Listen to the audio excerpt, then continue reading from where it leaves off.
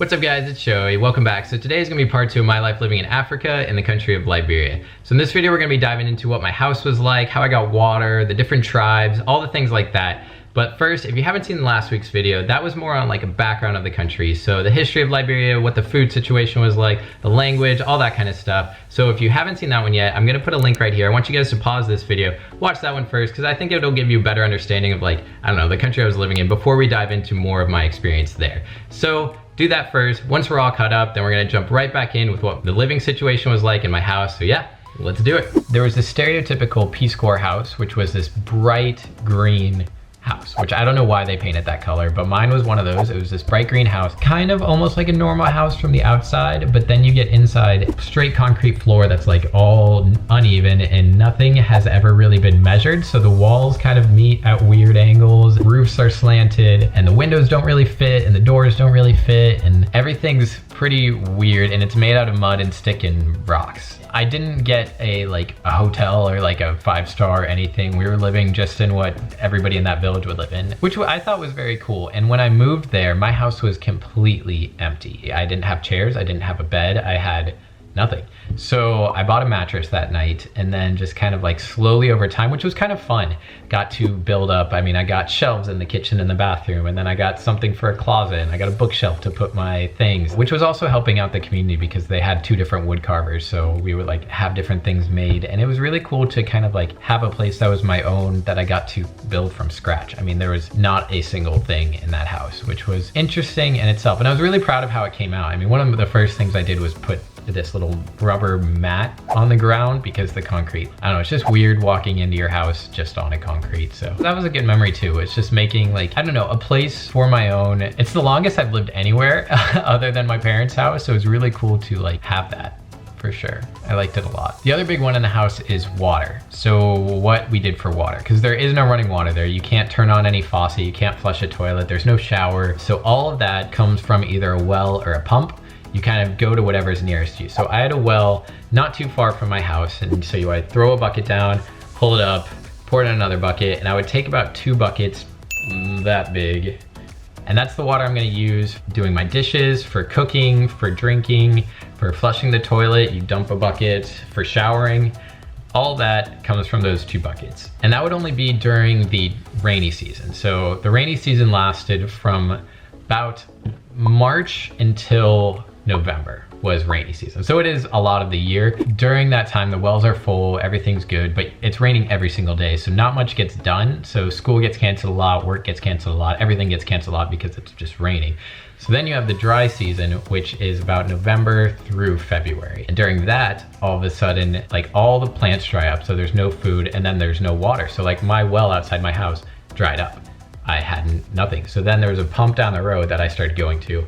Those are the ones where you like do this and water comes out the front, and then that dried up in a little bit. And then there's another one further away, and then that dried up. And so it got pretty difficult with water. I had to start like, you really had to start rationing it. And when I got really low, I was pretty much at the end of because I had a barrel in my house that I could like have for reserve. Then my neighbors were just amazing. And she one day spent almost the whole day walking. I don't even know where she went. I think it was like a private pump somewhere, and filled up my water barrel. And so that's what I mean. The Liberian people are just like, they're so kind and considerate, and they really like look out for you because we were part of their community. We're their teacher, we're their son and daughter's teachers, or we're their neighbor. I mean, I cooked with them every day. So they really welcome you in, and you're not like, in some cultures you very much feel like the foreigner. And in Liberia you do, because obviously you look different and you talk different, but they welcome you in as much as they can. One of the things is you get a name everywhere you go. So there's 16 tribes in Liberia scattered across all different parts, and so there's 16 different languages. So the main language is Liberian English, but then they have the tribal languages, which in my area was Bassa, but everywhere you go, they like, first person you meet is gonna give you a name in that language, and that's kind of like your sign that you are accepted into that community. Just little things like that were really, really cool. I had like 9 different names or something going around there. They'd ask you like what your Pele name is, what your Grebo name is, what your crew name is. And so you'd have to just like, I don't know, remember all of them. I had to remember a lot of names. So the next thing I want to talk about is one of my favorite things that was there is the type of clothing. So they wear this thing called Lapa, which is basically you get a sheet of fabric and then they have tailors there that will tailor it to anything you want to make. I mean, I had different blazers and shirts and pants and shorts and backpacks and wallets and ties. You could make absolutely anything you wanted. And all of it is out of these cool prints. I mean, you could get pockets and anything you wanted. And it is seen as formal wear there. So when I was teaching, I had to wear Lapa every single day to teach. And I loved it because you can match anything you want. You could wear a full suit of the same print. It didn't matter. It was so much fun. It's definitely something, a expression of yourself that we don't have here in the States. So I actually have a lot of my old Lapa back here that I like, really like.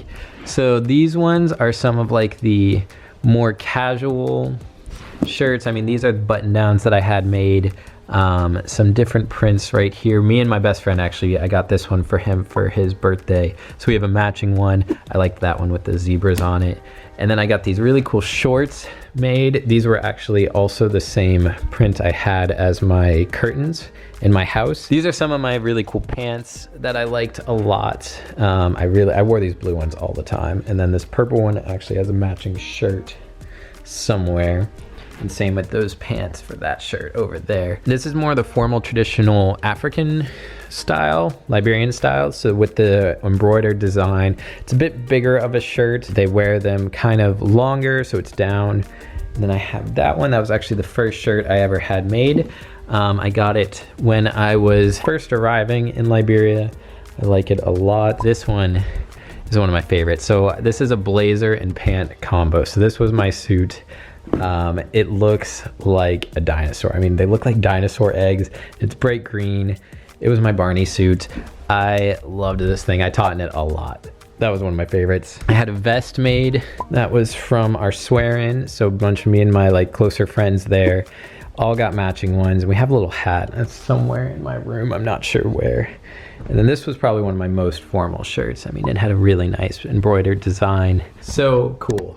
I love this stuff. Definitely like something we don't have here in the States or a lot of places. It's just like that everything is kind of, you pick it out, you design it, you bring it to a tailor and they make it. It's not like you just go shopping on a rack. I mean, you get to really fully, I don't know, take advantage of your clothes. It's cool. And then the price of it, I mean, the fabric itself is probably about 300 LD, which is like $2.50, so not expensive at all. And then to get it tailored is like probably $3 to $5. So all in all, you're paying like $7 for a custom designed shirt that looks way cooler than anything else you're ever gonna buy.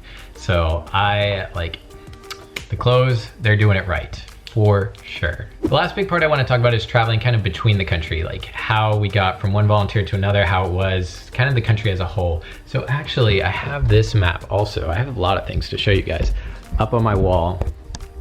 These are the 16 counties in Liberia. So the capital is right here, and that's where about half the population lives. And there's only this one road that goes up like this to about here. And that is the only paved road. And then it goes over here also in the entire country. And then the rest of all of this and up here and everything is just dirt roads. And it is rough. So I lived right here in Riversess down here. So it took me about 8 hours to get to there, which is probably about 200 miles. It is not far. It is not far at all. It should, if this was in the States, it should only take maybe 2 hours at most to get from one place to another, because the whole country is about the size of Virginia, I want to say. I think that's about accurate. I will look it up. I'll put a fact check here if that's correct. Traveling amongst the country was really, really hard, especially during the rainy season, because the roads just kind of turned to mush. Think of like the worst road you can imagine, dirt road, and then imagine someone coming in with like a crane and digging potholes in it, and then sticking semis in the potholes, and then filling them with water, and then putting a car jam on either side. And that's what you're talking about with these roads. I mean, the holes would be the size of trucks, and that's not an exaggeration at all. I mean, there was multiple times we'd have flip trucks or sunken trucks or just stuff so big you couldn't cross. So for example, to get out to where I lived, where I just showed you in Riversess, for about 8 months of the year during the rainy season, no cars could pass. There was no car that could make it from the capital to where I lived. So only bikes could go. Really, even at that point, it's gonna take a while, because the bikes at some points you'd get off the bike, you'd walk through the mud, and they'd push the bike or carry the bike over overhead, and then you'd get back on for another 10 minutes, then you'd get off and push it, and it was always a process. And then you get stuck in the rain and have to stop. So traveling was also one of the more difficult things, just because there's so little roads. I mean, everything is just kind of awful. So if you could sum up the experience of traveling by road in one word, what word would you choose? Back pain. Time consuming. It's very risky. Unpredictable. Tiring. It's horrible. Terrible. Very, very difficult. But if it was the dry season, sometimes cars could pass. But they have a very different system for cars. How they work there is, so everybody is going to get in a taxi. Almost nobody, I don't know anybody actually that had a private car. So there's taxi drivers that would kind of shuttle people from one place to another. And that's just a normal 5-seater car. But in Liberia, that is minimum, and I mean minimum, 7-seater. So you would have the driver, and then he would rent out 2 seats in the front and another 4 or 5 in the back. You would also be including like chickens and goats and all things like that. So the car would be absolutely packed. And if you wanted your own seat, you had to buy either 2 or 3 person's wage of that taxi drive. So it was always very hard. And that also means like the driver's not going to go until that car is filled up. So if you want to go from like my city to the capital, you want to leave in the morning, he's got to have 6 other people that want to go also, or else he's not going to go because it's not worth it for him. So traveling was always very difficult, no matter if you used a bike or a car. I mean, most of the time car was inaccessible, but bike is always, I thought, easier, but a lot of times more dangerous because they do like to go fast and the roads are so bad. So I don't know, travel is one of the definitely more difficult points. But it was also one of the most fun because I mean, you do get to go explore this amazing country, and we'd have volunteers all over the place. So you would get stuck in a random city or town and you would just kind of like text that volunteer and be like, hey, sorry, I'm stuck here, can I crash? And everybody was always like, we're one big family. So that was really, really cool. It's such a like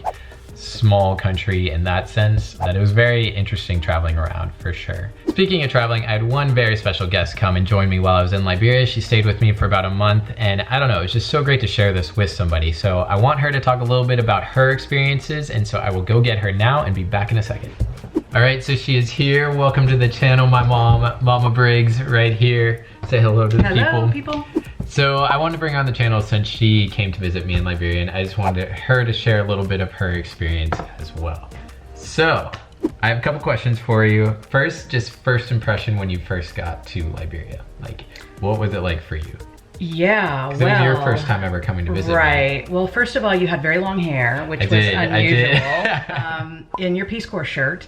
It was very late at night when he picked me up. My flight came in like 11 o'clock at night, something like that. And they have one flight per day, and it's always really, really late. Yeah, everybody's clamoring for your attention. Everybody's clamoring to try and get to take your bags for you. And Joey was able to get them all to step away barely. Yeah. And he had a friend with a big like Suburban waiting to pick me up and take me. Little did I know that was very unusual. That was never going to happen again. So she did get the full car experience like I was talking about later, but yeah, at first she got very lucky, got her own seat to herself. And there were only 4 of us in the car, and it was a big Suburban. So I thought, this is fine. Little did I know that was going to change rapidly. Yeah. All right. And then did you have any fears before you came? That's a tough one. Coming to a country you know nothing about, I did a little bit, but because you were there, I didn't. If I had done it on my own, I would have been more, especially coming in at 11 o'clock at night, not knowing where I was or where I was going, but because you were there, it was fine. Sweet. And then maybe what you think was like the biggest challenge being there, or biggest difference, I guess. Over and over, you kept telling me they don't understand you. I'm speaking English, they're speaking English, but neither one of us are speaking English to each other. And so you kept saying they don't know what you're saying. And I kept trying to communicate, but that wasn't happening. So so like I was talking about earlier, it's the same language, but it takes months of, I mean, we had to go through 2 months of language courses, and like and you would talk to your other Peace Corps friends in that language, and I wouldn't even understand you. So even though it was English, and the terms were so different, just things meant different things. Okay. Yeah, that's a good one. So one of the things I saw that I wasn't expecting was the beaches were so beautiful. Yeah, the beaches were amazing. I thought Africa was like the African plain, or that's all I knew was like Lion King. You know, I had no idea. It was so beautiful. How was it living with me in Liberia? Like, how was that? So it was interesting because you got up and left so early every morning. You would get up and run and then go teach in the morning. So I was kind of there by myself, and I usually would pick a project or something around the house until you got my back. house got way better when she came. Yeah, I made shelves and did all kinds of stuff, and plus I brought a bunch of stuff with me. And I brought you those solar lights that we hung, and we would play cards every night or play some game every night, and then pretty much go to bed when it was, you know, too dark to see anymore. Yeah, it was nice. It was nice. We got in a good routine, I think. How did you find the Liberian people? Well, so welcoming, and that's what made it hard because I couldn't communicate with them. Yeah. So everybody, as we would walk down the street, would say hello to you and say hello, Mama Briggs, like they knew me, and I'd never met any of them. Like you kept saying, you've got to wave or something, because I was like, well, what are they doing? Why are they saying hello to me? I don't know who they are. But you had told a lot of people that I was coming, and so they were trying to welcome me. Yeah. But I couldn't understand them, and they couldn't understand me. So that was interesting. Well, those were all the questions I had for you. Okay. So thanks. if you Bye. do, Peace out. well, no, can you tell them to leave a like and comment and subscribe? Yeah, and please do. So leave a like, comment, push the bell, so that the subscribe bell, so you get notification every time he's on doing one of these. Leave a comment, welcome her to the channel, and maybe you'll see more of her in the future. All right, thank you guys. Bye bye.